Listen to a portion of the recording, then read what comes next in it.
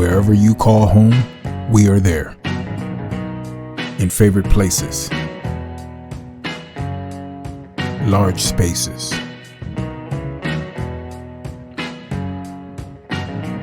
for many homes, we have coverage that fits the way you live. And with our home systems protection, you can cover major home appliances and more. We cover more type of homes than ever. Get the coverage you and your family deserves. For a free no obligation quote, visit us online or simply give us a call.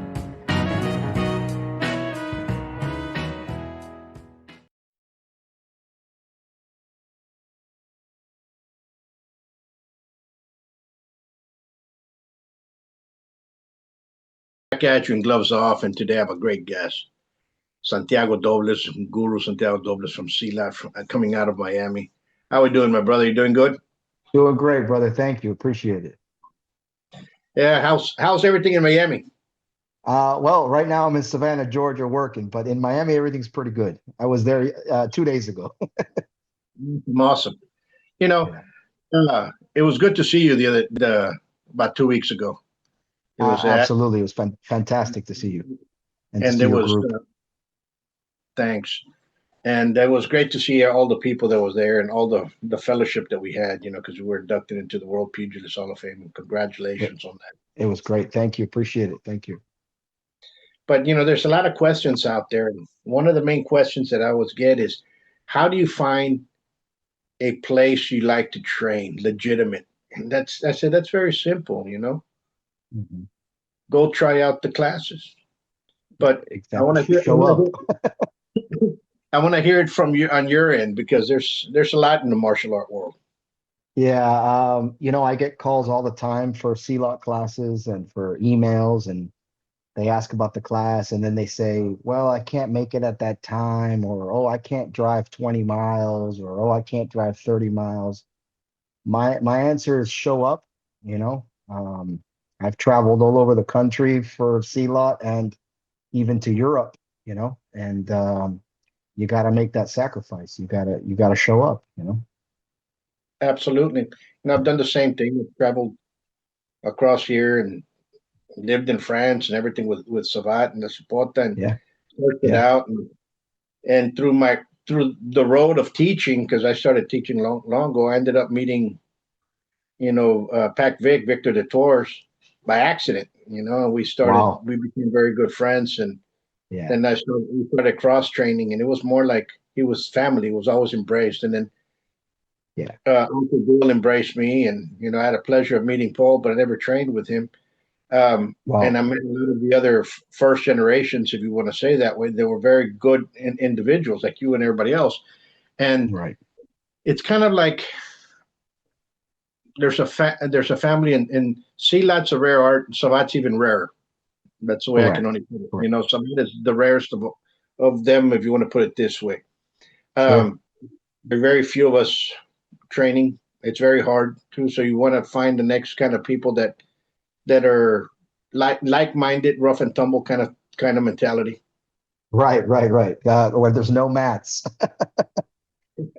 And you know, it's interesting because along the paths of martial arts, and I tell this to people, there's a lot of truths and there's a lot of make believes and there's a lot of mistruths.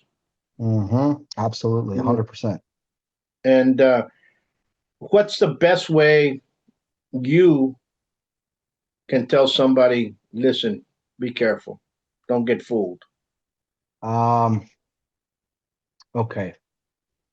Well, in terms of the CLOT world,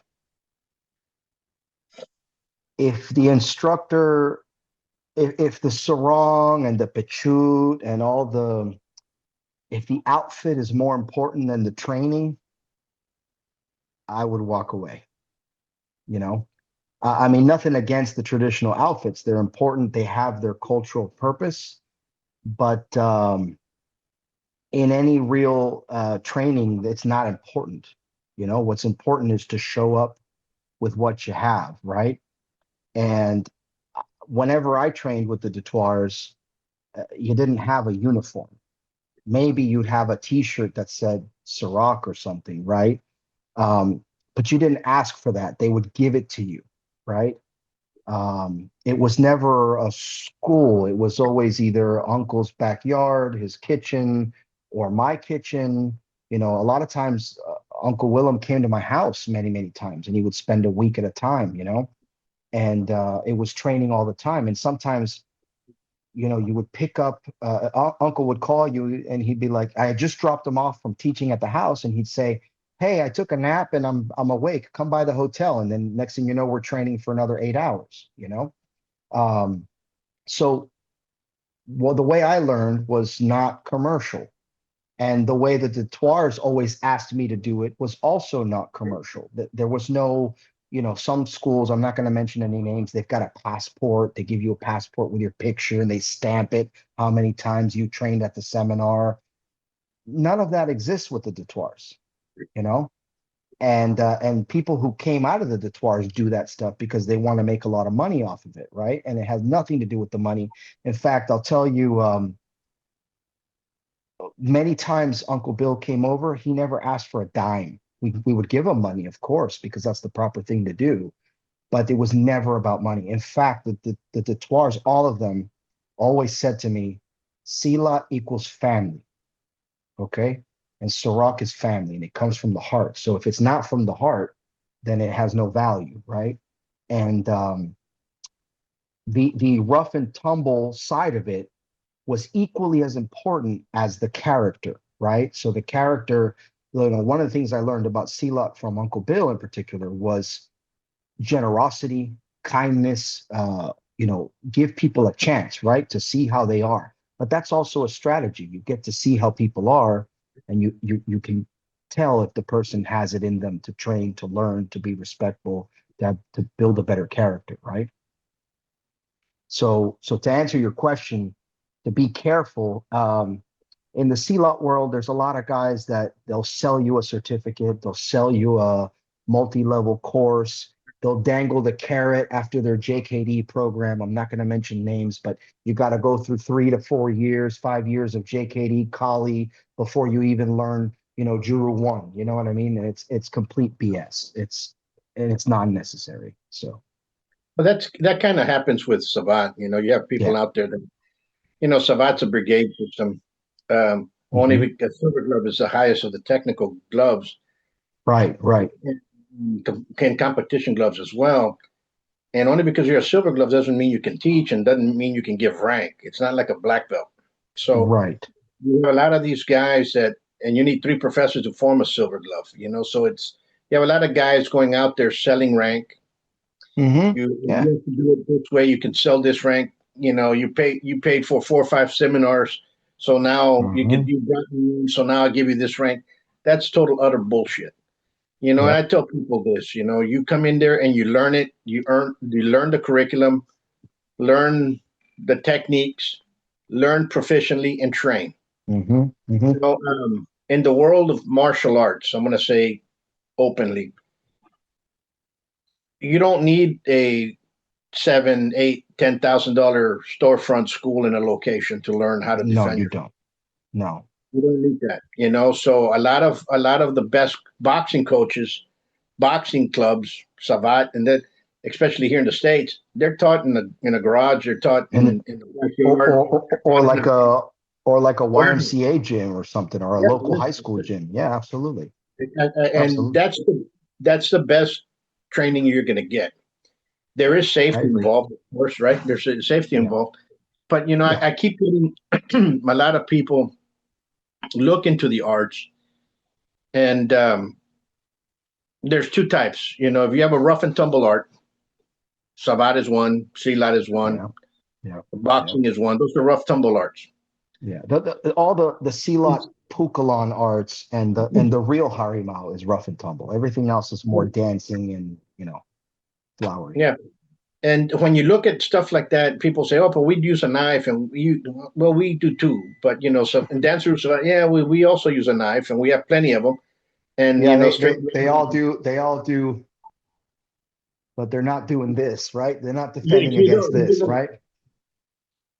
and it's like, okay, you know. So they Yeah. kicked me out of a forum one time because everybody was talking about how they'll hit your jugular, then they'll come back and they'll cut your inferior vena cava, then they'll come back up here and hit your femoral artery, then they'll go back there and hit your, branchial artery, and all of a sudden I said, how many of you have stabbed somebody? Boom, I got kicked out of the group. Yeah. You know what I'm saying? Don't tell me this yeah. if you've never stabbed someone. If you've never stabbed somebody, you do not know if that shit's going to work. Period. Or even been in a fight. Been in a fight. Guys have never been in a fight. You got guys that are teaching out there that have never been in a fight. Their sisters used to take care of them. Or they've never had a gun pulled on their face, or they've never had a knife pulled on them. You know what I mean? They don't know. Absolutely.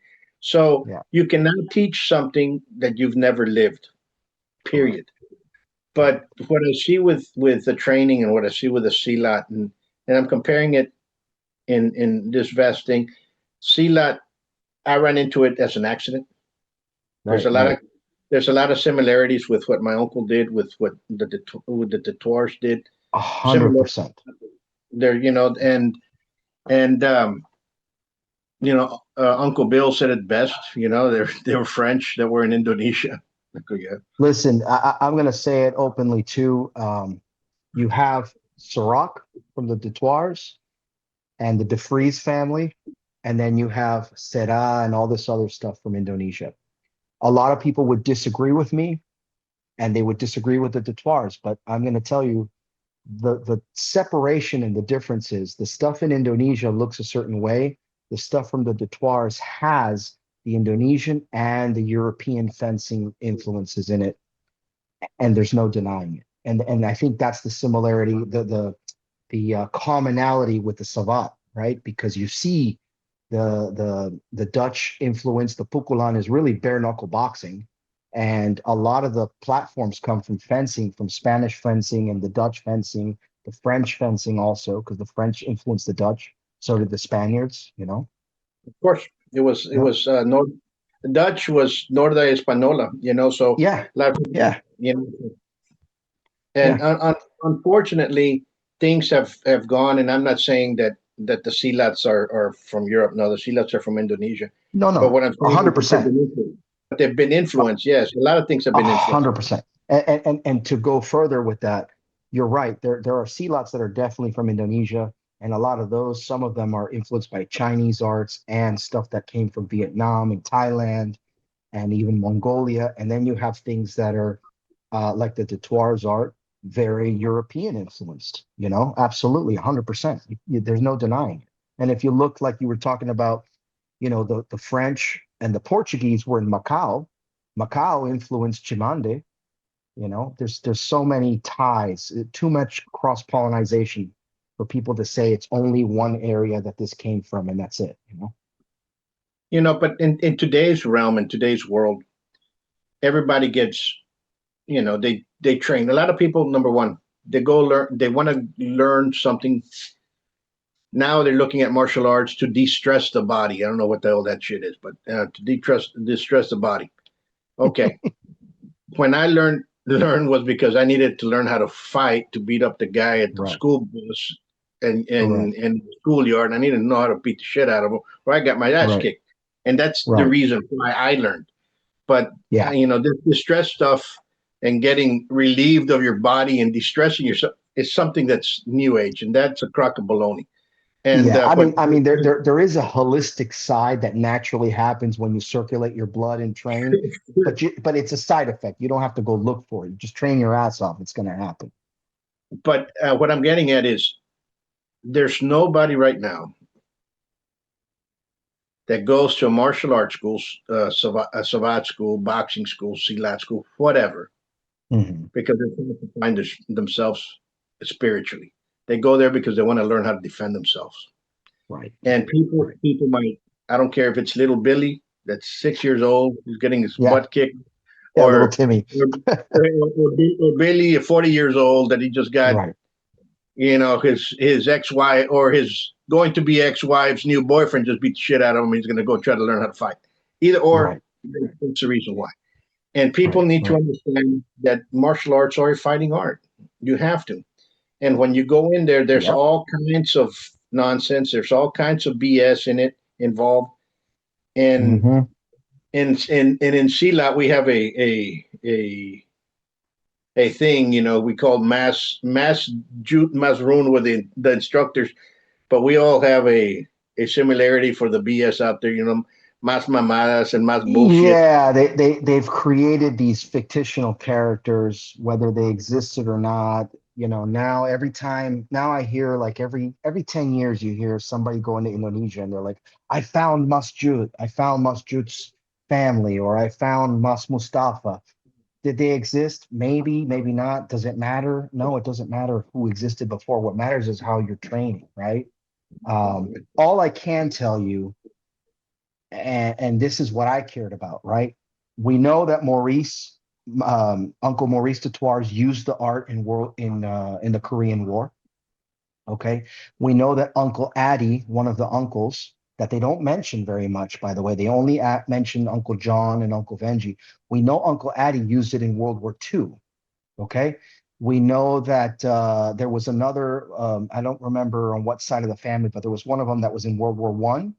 And we know that on Uncle's family side, there's a general that was a general for Napoleon Bonaparte, and he killed 60 men on a boat with a saber. Okay. That had to be a badass to be able to do that. And you can find it in the history books. There's actually, I remember I bought Uncle Bill. I had to hunt it down. I had to find it in France. I found him an entire um, it's a painting of his great great great uncle or grandfather that is this general with the whole details of the battle and how he won on that ship. And this was one of Napoleon's generals. So back to what you were saying, this is a French fighting military system, right? Absolutely. Clearly And you have influencing. and you have that, Yeah, and yeah, I remember when they asked where did we learn that, like, especially the cipota. The cipota was taught to my uncles by my great uncle. And then when exactly. he was 13 years old, and he learned it from his uncle, who was in the Correct. Confederate Army. And then Yeah, when he moved back here, he ended up in Mexico, and they used to call him El Carnicero, the butcher, probably because yeah. you know what I'm saying. So, Oh, um, and that's the speaking of difference. which, I don't know if a lot of people know this. That story about the guy in the tower in France that they hid him for many years. That guy's related to the Detours family. These are people that fought with sabers and muskets. I mean, these were warriors in their families.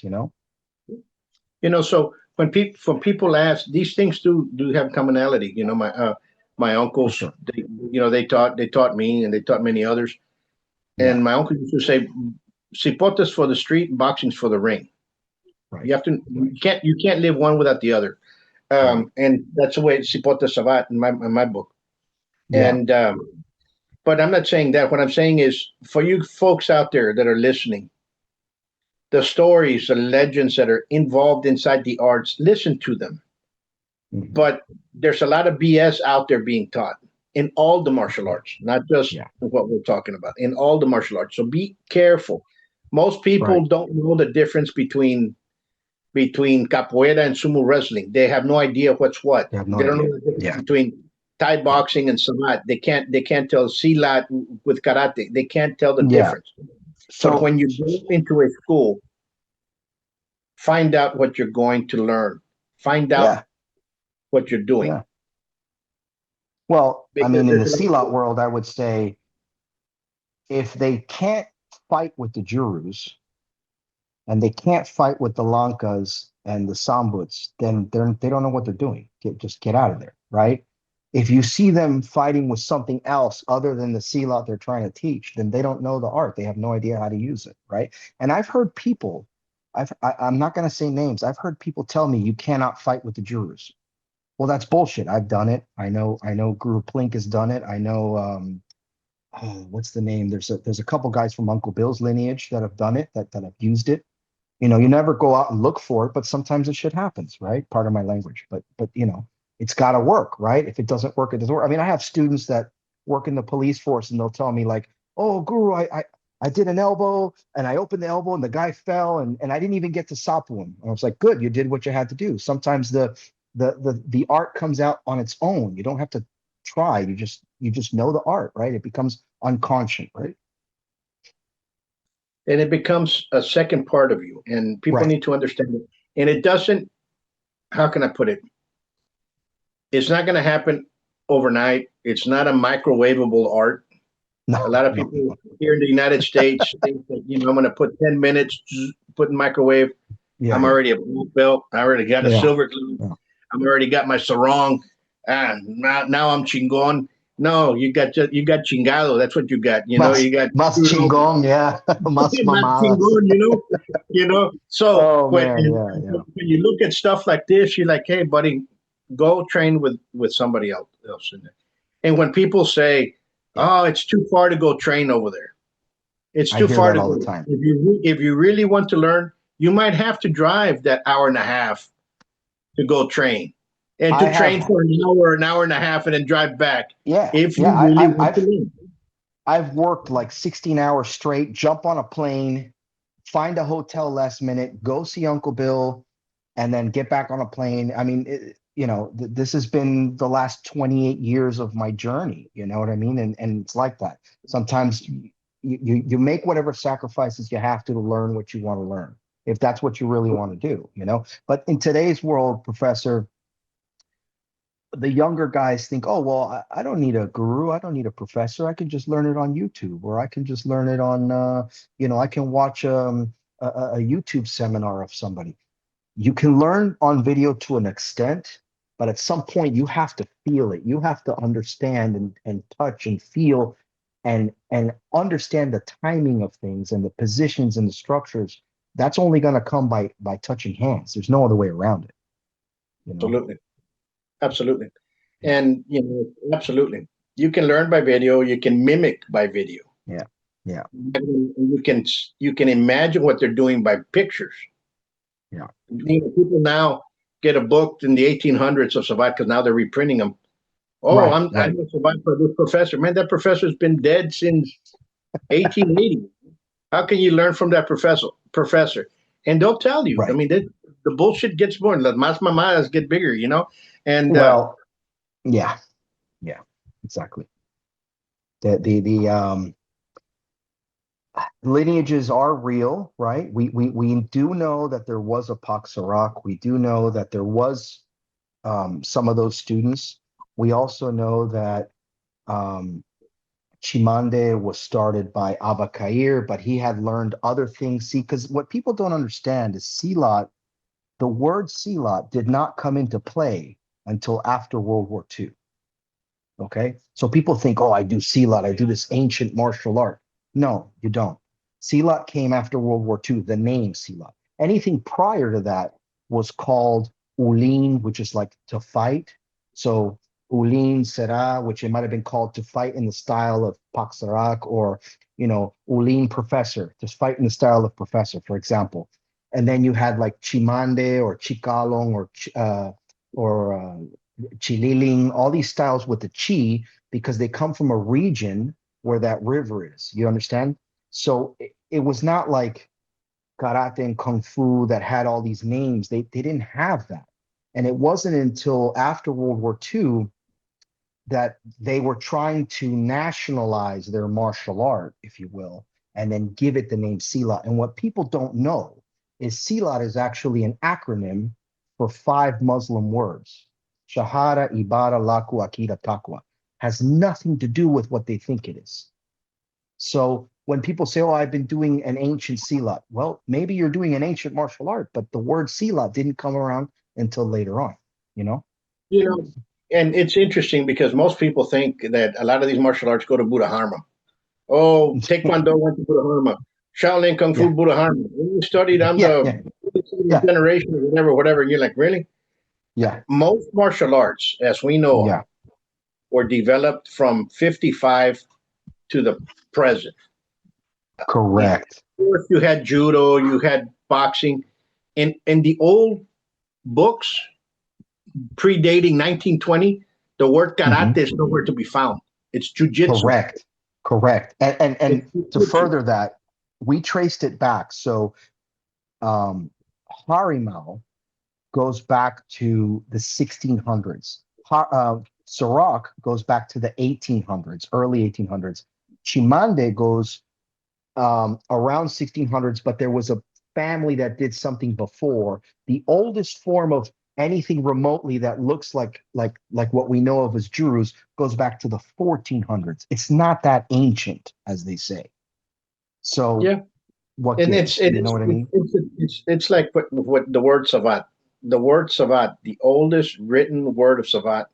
It's in a book from a Scottish baron in the 1400s that he Correct. sent his sons to learn the noble art of French Savate, and it was spelled with a double T.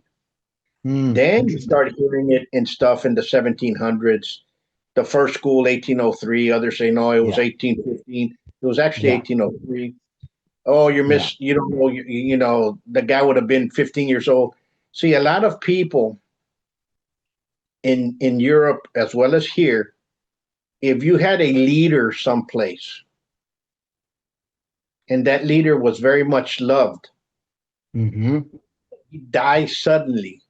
The next one Mm-hmm. in charge would command that leader's name. Happened to Pancho Correct. Villa in the 19th century. Yeah. So it Correct. happened to Michel Cassou. You know, how come he lived for so long? Because he was around this time Yeah. and somebody else took his name and continued what he was doing, or they Right. nicknamed him that. That Right. occurred many, many times. Yeah. So, and people say, no, it doesn't happen. Yes, it does. But so the first school, 1803, then boxe française didn't develop until 1832. The new art, the new kickboxing art that we see is until 1978 when both federations merged. You Right. know, so Right. Right. those are old arts. Jiu-jitsu is an Well, old art. yeah, it's They funny. were It's funny you known say for that. Like you know, you've been around, right? So you're really the first generation of Sirach. I'm like the second one, right? Um, 20 years ago, you didn't see the stuff in Indonesia looking like Sirach. Okay. And all of us had friends that went to Indonesia, scoured that place, looked for it. It wasn't there. We have, I know for a fact that Uncle Maurice de Toires was still going back to Indonesia and he was teaching a few family members. Okay. And I also know that Dolph de Vries was going back to Indonesia, also teaching family members. And there were people there that were combining that with Chimande and some of the older styles. There's a Chinese style called Bexi and another style called Bandrung. All of these come from the same region where what they call Sera comes from, right? But if you look at the Sera, it doesn't look like Serak. But if you look at Bandrung, Chililing, Chingrik, Chimande, that looks more like the Serak that we know, right? And I think what happened is whatever was before World War II, when it left Indonesia, it continued that war, you know, real brutal survival, no bullshit martial aspect. Whatever was left over was kind of watered down and it was became more flowery and culturally, you know, became the part of their IPSI and those kind of things. IPSI is like their organization, like the Savate organization, right? It's the government organization of Silat. And then they see in America and in Holland this Silat coming out of nowhere. Like, where did this come from? Right. And you know very well, for 20, 30 years, it was the Detoires only. And then maybe the Wetzel family, right? And then now all of a sudden you have all these Siraks coming from Indonesia. Well, that wasn't around 20 years ago. Where was it? Where did it go? Where did it come from? You know what I mean? And I think the same thing could be said with your Savat. I mean, you know, for a fact, I know that Uncle Victor Detoires and you shared information. Uncle Willem told me 10 years plus ago about your cipote and your family's cipote. And he was saying it's just like Syrah. It's very similar. He told me that over 10 years ago. You know, Dr. Morris told me that. And I remember Dr. Morris telling me that in his house in Lake Charles, in his garage, probably around 2003 or four. Yeah, You know? Glenn Morris was a student of ours. He was a coach of ours. Yeah, I know. He, I know. He was a very good friend of mine, and he knew Uncle Bill too. Yeah, great individual. Miss him a lot. Yeah. Uh, Yeah. Great he person. used to drive up and train with us. Wow. I remember when we wrote the first book, the Encyclopedia of Dancers Savate. A lot of things Hmm. were in there. He had a copy of it, and Yep. there's stuff there. That book came out in '95, maybe '95, if I'm not Wow. mistaken. '95, and Yeah. there's a there's a technique there that we call diving marlin, which we go inside and we wrap around. And then Hmm. when I showed it, uh, Pac Vic said, "Oh, that's Yeah. uh, Yeah. Kura Yeah. Yeah. Puta." Yeah. Yeah. Pura Kapala. Yeah. And I go, "What the puto que Yeah. parla que?" And I started laughing, and they started laughing, and he goes, "Yeah." And it's Well, it's similar. It's yeah, similar. It's not done the for sure. same, but it's There's a it's lot of similarities. I mean, I was watching your 50 son. percent of it. It's the same. So you're like, wait a Yeah. minute, there's something here. Yeah. I remember your son was showing the broken arrow technique. Yeah. And we have the same thing in Chimande where we break the arm as it's coming in, and then you break it and pop it back in with the pukulon and then sweep into something, right? And I was like, this is almost exact, which clearly tells me, there's so much from that old world that managed its way into Asia. And I believe that. I think there was something from the West a long time ago that then became the East, and it'll go back to the West. Or it went from the west, and during the French going that way, and it kept over there. Totally, Listen, totally. it doesn't matter which way it went. Yeah, go ahead. What what I'm looking at stuff, and when you look at stuff like this, you have to analyze one thing. If I'm a Hmm. fighter, Hmm. and if I'm training in a fighter, Hmm. you're going to hang around with fighters. Hmm. Exactly. If I move to New Orleans, I'm gonna go look for a boxing gym or a place where maybe I can teach a class or maybe I can. Those are Sure. the type of people I'm gonna hang around with. I'm not gonna go hang around Correct. with. You know what I'm saying? And Correct. 100%. you're gonna be teaching, so you're gonna get people come in here, and you might see Hmm. something they like, and you say, "Hey, man, that's the way. That's nice." Before all the names, Hmm. people borrowed and looked and Of became friends. course. Of It just course. that's just the way it was. It was, And yeah, exactly. and then when you start looking at stuff, you start looking at where the armies went, then you start seeing things that were left behind. Yeah, Languages correct. were left behind. And the Correct. languages were left behind. Yeah. When the Romans started breaking up, Latin became the Latin languages that we have today. And Hmm. people say no, well, they became that because Yeah. they became the Romance languages. Well, look at the Mongol Empire. The Mongol Empire became the Turkish Empire. The Ottoman Empire in the beginning was Genghis Khan's great great grandsons. You know, Yeah. something I was going to tell you. I had an opportunity. I met a man. I don't remember his name now, but I met a couple Apache Indians. Okay, real Apache.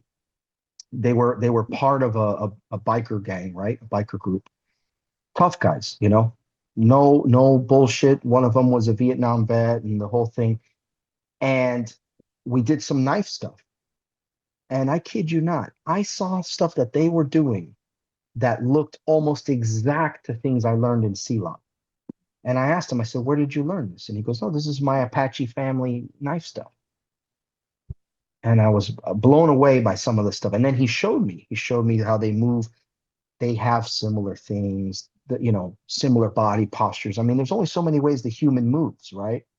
I mean, all the good arts have the same elbows, the same, structures for how to punch. I mean, and very well the old bare knuckle boxing is like that, so you don't break your hand, right? You know, it's Yeah. it's That's what yeah, with this conversation that we're talking about. I hope everybody is grasping. We're not making fun of. We're not trying to say this is what we're saying is correct. no, What not we're at all. saying is when you guys go train, learn Yeah, what to go train, because just yeah. as stories are made up, and I'll say a story right now that happened to me. People will throw BS out there and will Mm-hmm. lead you down a Mm-hmm. road that might Mm-hmm. get you hurt. Go to a place that you can actually learn how to defend yourself. Ask the person. Yeah. You know, Yeah. and let me take a class. Ask them. Yeah. Here's a story for people to understand how it is. Years ago, must have been 2004, 2003, 2004. I was painting the old school, painting it. Hmm. We had gotten an addition, must have been 2003 going 2004. And I was painting it. And I left the doors open because of the smell of the paint. And I'm Yeah, painting sure. one of the walls in the back, and I'm painting it. And two border patrols came in, and the guy starts talking. And we had some pictures on one wall, and, we're Hmm. just fixing everything. And he starts telling the other border patrol, oh, this is so and so, this is what we do, this is an art similar to what I do. I've done that, and I've done this and done this. And the guy goes, well, where did you learn it? And he goes, well, I learned it in I think he had mentioned it was from Wisconsin.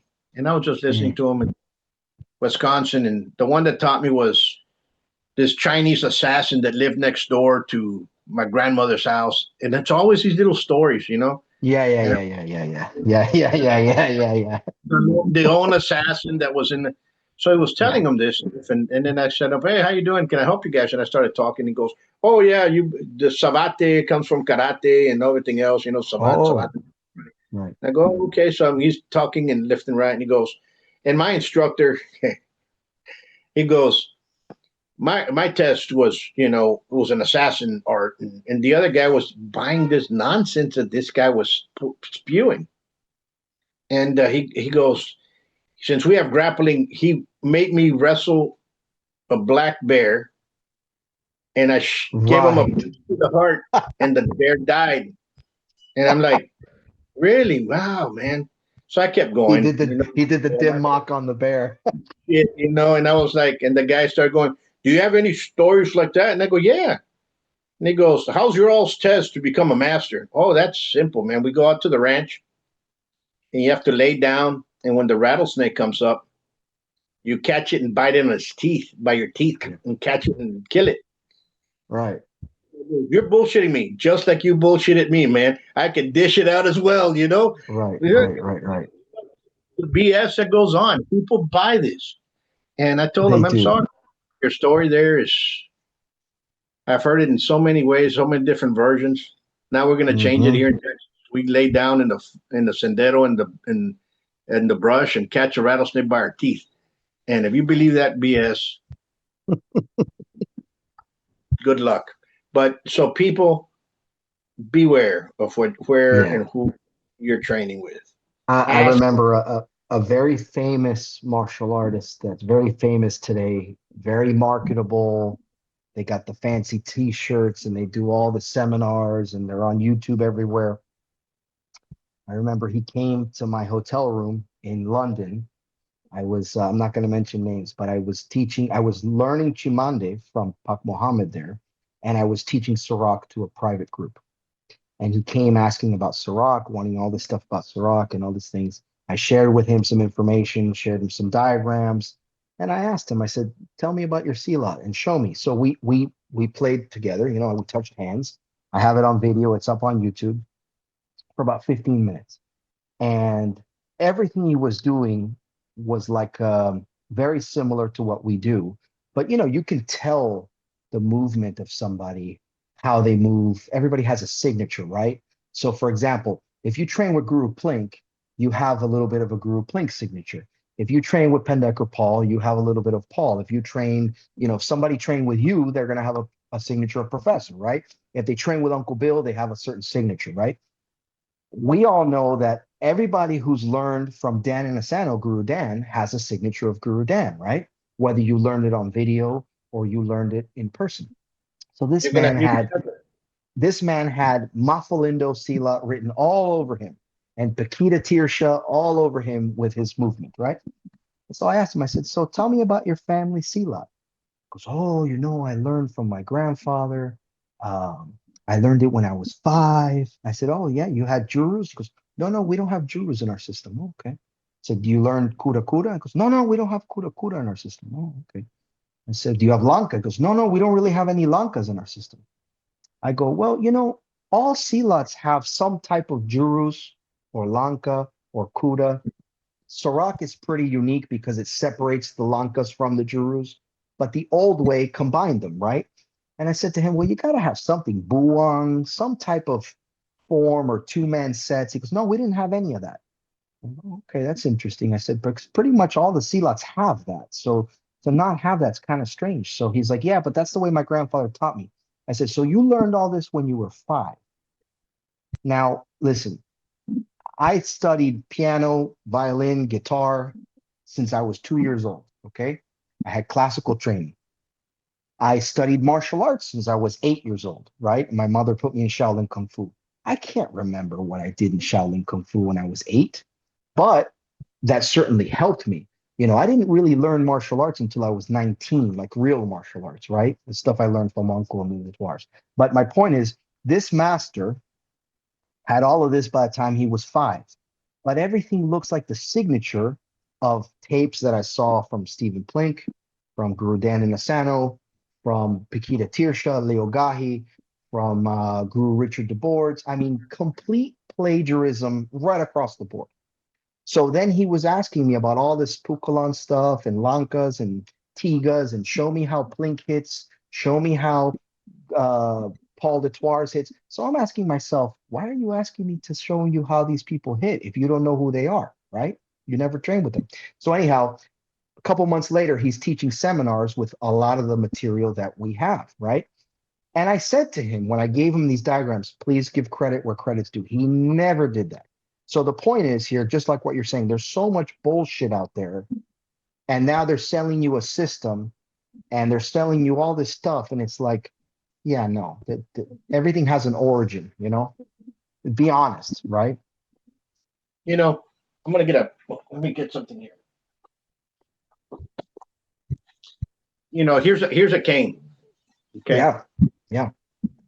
When it's very far for you guys to see. If I put my hands up in a guard position, I put the cane right. in. Here's my guard, one in front of the other. Right. If I do a cane, and if I do my guard position, here's my guard. I just have to put my hand up. But that's where my guard is, right? Boom. Yeah. Right? Yeah. Yeah. Exactly. In baton and some of the other stuff, it's like this. Nowhere in the world have I seen this besides baton in France. Most people that do it from the side. But yeah, for you, I don't have a stick, but I've seen the de Toirs do this kind of thing with the stick, you know? Okay. And I don't know if they got that from you. It could be, but I know that that's how Pendecker Paul taught it. But this way, like in the middle, let's say it's bigger, right? It's a quarter staff. Yeah. And they give it in this format in the middle, or like this, pa. We hold a baton, make this a quarter staff in your minds. This is a cane. It's always here together. What? Because of a boxing stance. Exactly. Yeah, it comes out of that movement, which is why you see this, you know? Yeah. So all those, and there's a family of those pole arms that are still used that we teach. But now I did a video and I turned it out, and all of a sudden, you know, get people out there and they're trying to figure it out and they're doing this together, and you're like, yeah, it came from the volcano when they threw the Virgin, you know. It came from the island, you know, the blind princess. He sailed in an island. He fasted for 40 days. Yeah. Same mas mamadas, you know. So yeah. Anyway, my brother, we had a great conversation, folks. I wanted to we'll talk a little bit about this. We're talking amongst friends, and I hope everybody understands what we're trying to stay together.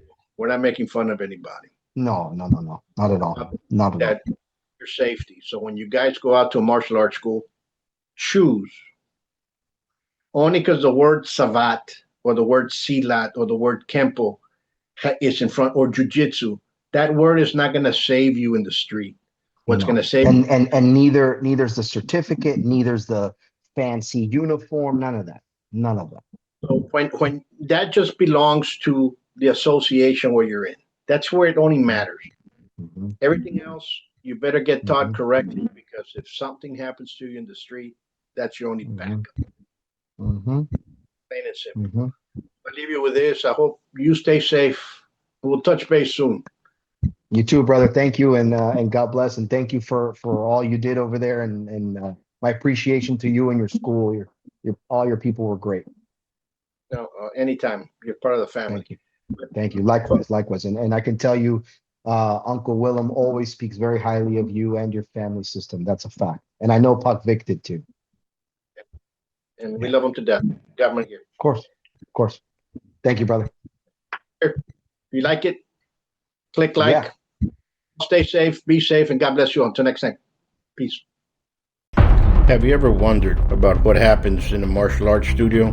Well, you start right away by setting goals, building determination, gaining focus, building skills, all while becoming more fit, gaining confidence, and learning self-defense. Buitron Academy is a school where attitude meets aptitude. So give us a call at 956-401-4868.